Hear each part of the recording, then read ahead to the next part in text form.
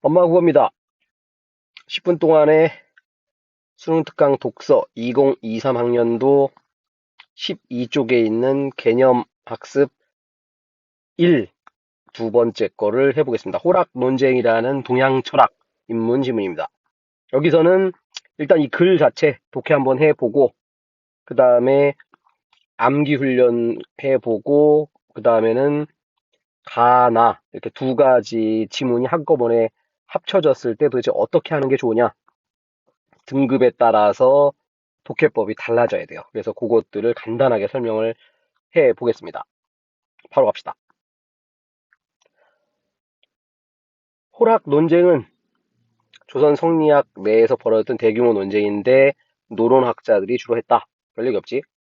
충청도 한양을 기반으로 했는데 호서 지방인 충청도를 기반으로 한 거를 호론이라고 하고 한양을 기반으로 하는 거를 낙론이라고 했다. 18세기는 크게 바뀌어가는 시점이어가지고 낙론학자들은 적극적으로 대처했고 호론학자들은 보수적으로 입장을 취했다.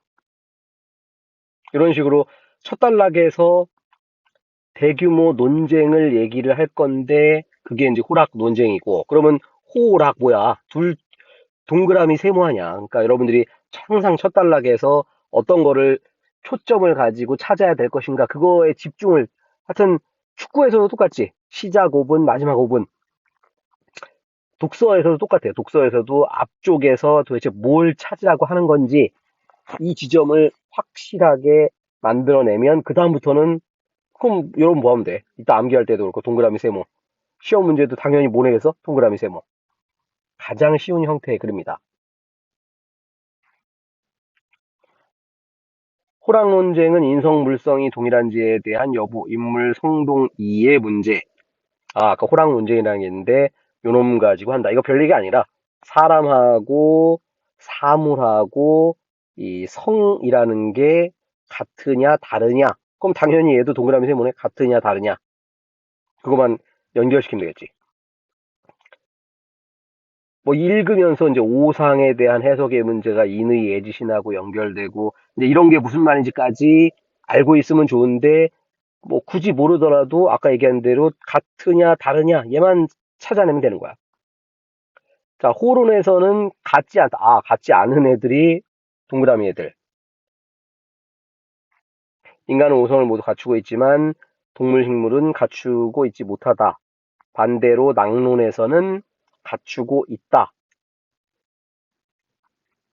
그래서 낙론이 쌤쌤, 호론이 같지 않다. 아까 첫 단락에서 계속 연결되는 거.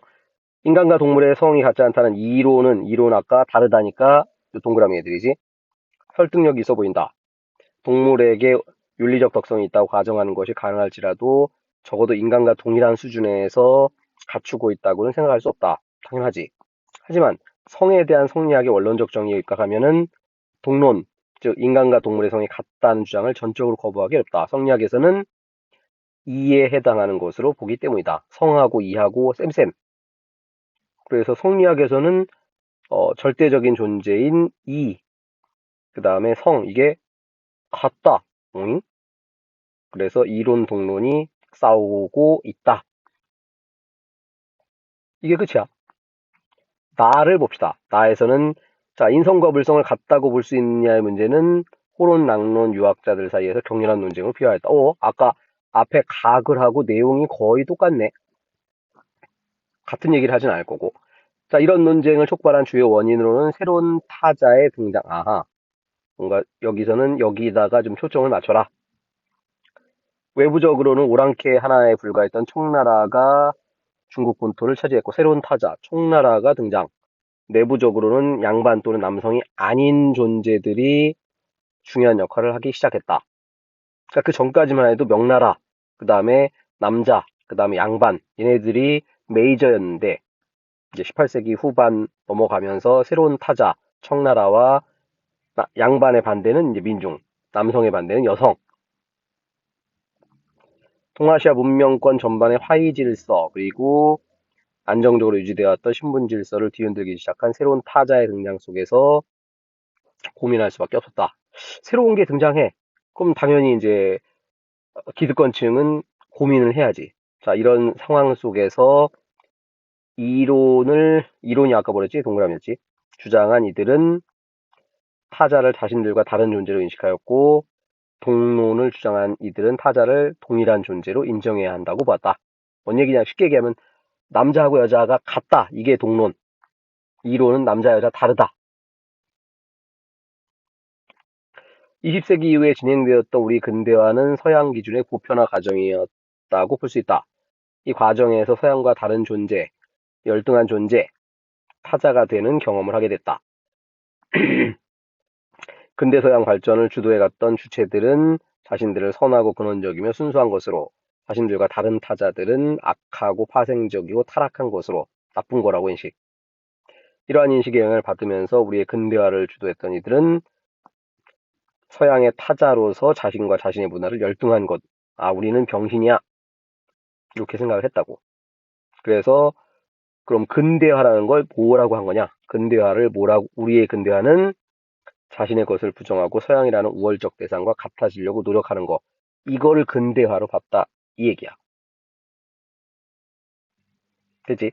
자, 이제 거의 마무리 갑시다.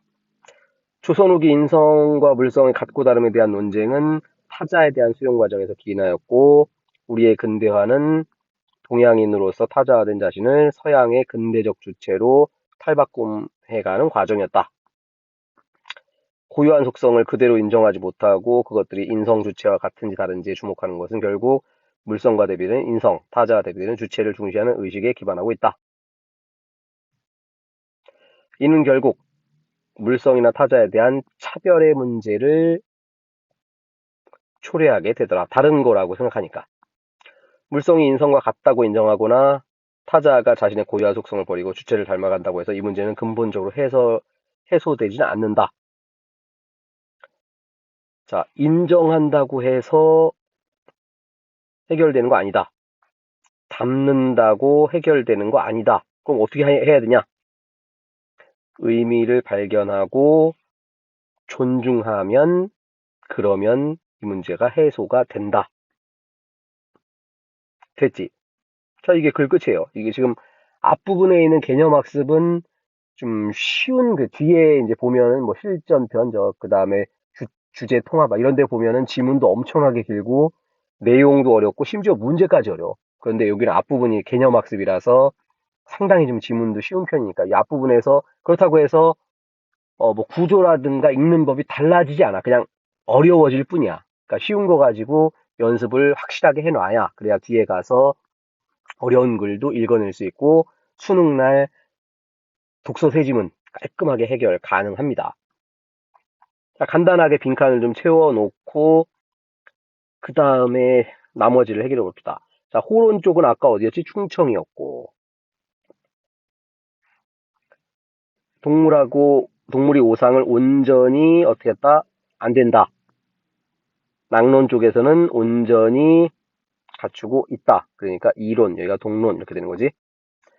자, 물성이 인성과 같다고 인정을 하면은 어떻게 되냐고?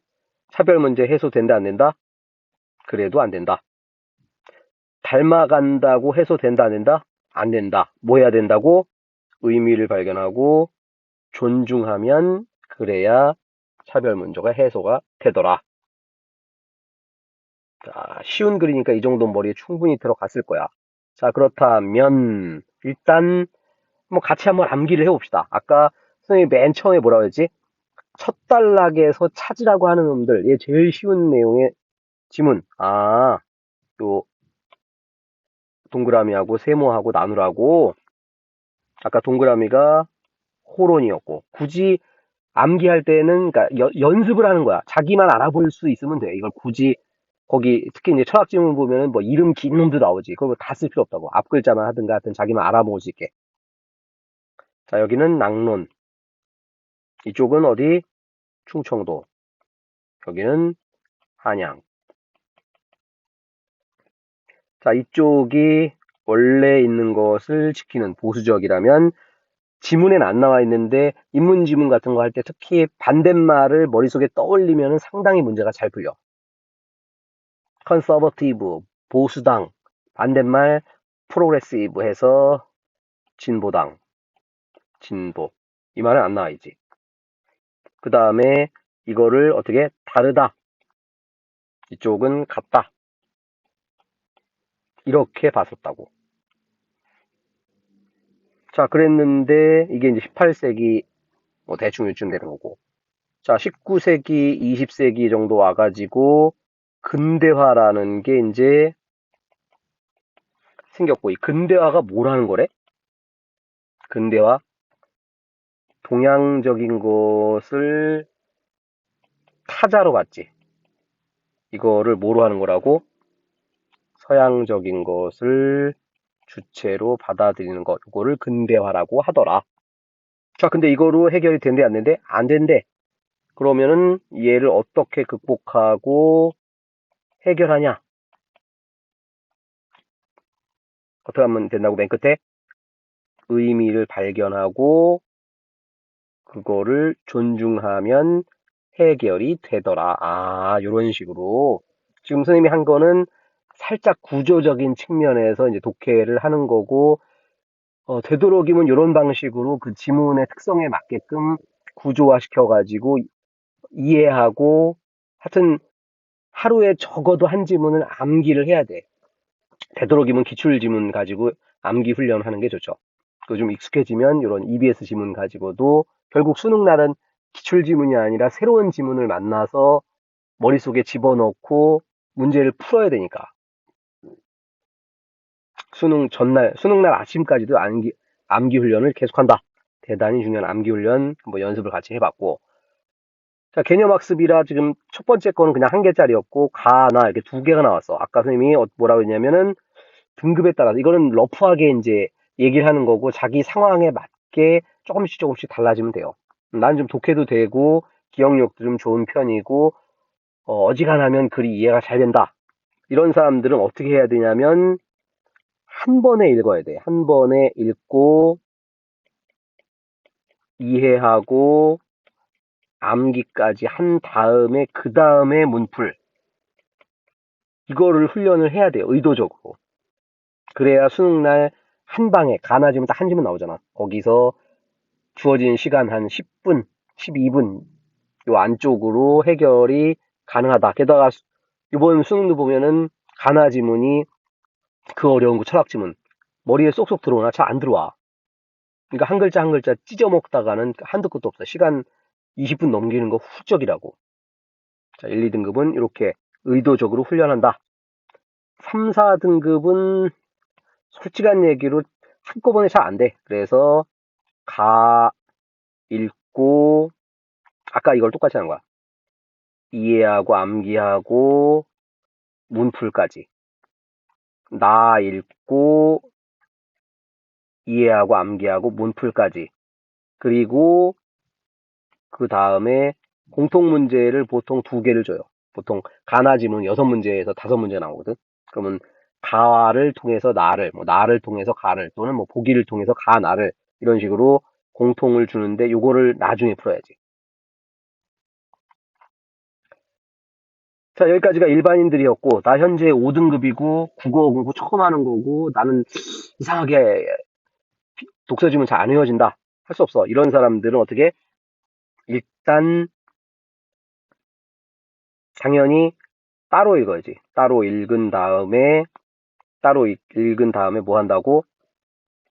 쉬운 일치 문제 더하기 어휘 문제만 푼다. 그러니까 공통 문제 두 문제는 버리는 거지. 어쩔 수 없지. 왜냐면 가 따로 나 따로 이것도 힘들어 죽겠는데 두 개를 합쳐가지고 게다가 보기까지 주면은 그냥 멘붕이죠. 시간이 너무 많이 지나가. 이 사람들은 세 문제 맞기 작전 뭐 이 정도로 생각하면은 큰 무리 없겠습니다.